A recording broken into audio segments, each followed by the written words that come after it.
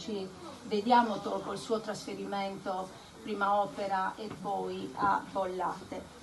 E un ringraziamento speciale però perché l'Alfa Editrice con questa pubblicazione in realtà, anche se appare come una semplice autobiografia, ha nel titolo, appunto, come sottolineava il professor Casula, una forte provocazione.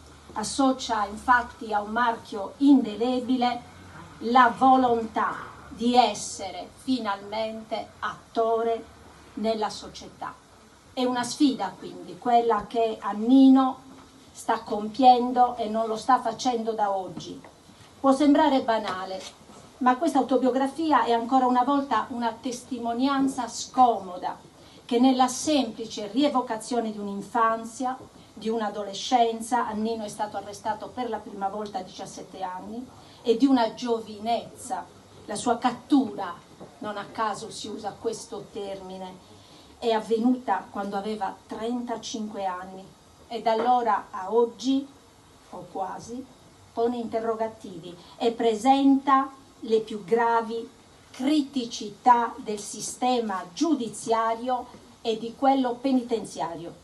Da sempre sono del parere che i libri bisogna leggerli e non presentarli, perché raccontarli priva poi la persona della opportunità personale della lettura, in qualche maniera la orienta. Tonina Paba, nella introduzione, che è davvero efficace per la sua sintetica organicità e specificità, rende appieno il senso del narrare di Annino tra verità, romanzo e memoria.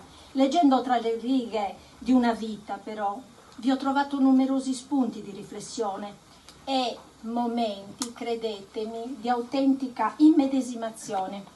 Chi è nato e vissuto in Barbagia negli anni 50 dello scorso secolo si riconosce nel ritmo della vita quotidiana descritta da Annino. Anche per le donne, nonostante non trascorressero le ore a governare le pecore, le giornate erano pesanti. Bambine abituate al sacrificio, al lavoro, al silenzio e a seguire le regole sociali. Ragazzine destinate prevalentemente alle cure domestiche e non certo con ambizioni artistiche, scientifiche o letterarie. Ma la storia di Annino ci presenta una persona che nella vita del sacrificio e del lavoro trova la propria personale ragione d'essere. Ci sono tanti momenti di abbandono emotivo in un ovile dove la solitudine è spesso anche timore.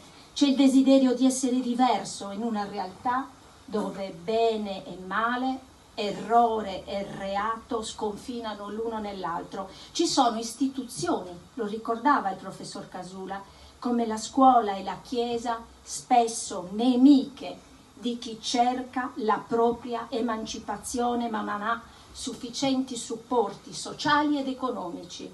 E poi c'è una famiglia segnata da un'ingiusta detenzione del padre a cui viene cambiato il carattere, ma anche la capacità relazionale con i figli. E Annino amava suo padre, come solo un bambino in tenera età sa fare, in modo totale, assoluto, indiscutibile, inarrestabile, anche quando se ne allontana, per l'impossibilità di vivere con lui un progetto di vita. A tenere il legame forte con la famiglia, alla fine è la madre, che mostra un coraggio insospettabile per difendere il figlio in diverse circostanze. Tuttavia la vita di Annino è segnata. Non sappiamo se davvero, come qualcuno gli ha fatto notare, attrae come una calamita i guai.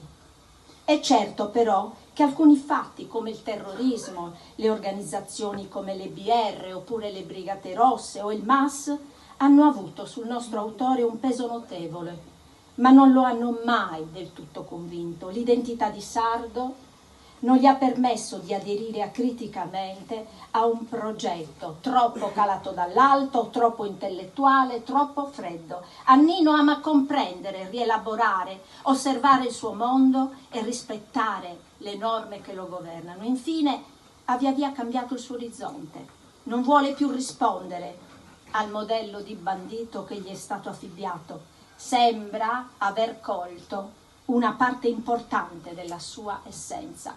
Il sequestro non paga, liberate l'ostaggio, sono Annino, state tranquilli. Annino ha fatto esattamente, lo dice con chiarezza, quello che il destino e le circostanze lo hanno indotto a fare. Non lo ferma neppure il tè alla stricnina, c'è ormai una condanna pesante, ma c'è anche la legge Gozzini. L'ergastolo è una misura anticostituzionale, sia chiaro questo per tutti. Quello ostativo che da 40 anni impedisce a Mario Trudu, per esempio, nelle nostre carceri di avere qualche momento di pace, è un obbrobrio, una vergogna per uno Stato di diritto. Per vincere bisogna conoscere le norme, bene, fino in fondo. Trovare al proprio fianco persone che sanno comprendere il profondo cambiamento di chi è capace di analizzare e trarre le conseguenze di ciò che vede. Annino è un miracolato. Oltre 30 anni di cattività non lo hanno peggiorato, come accade per la maggior parte delle persone che vivono la detenzione. Ma il merito non è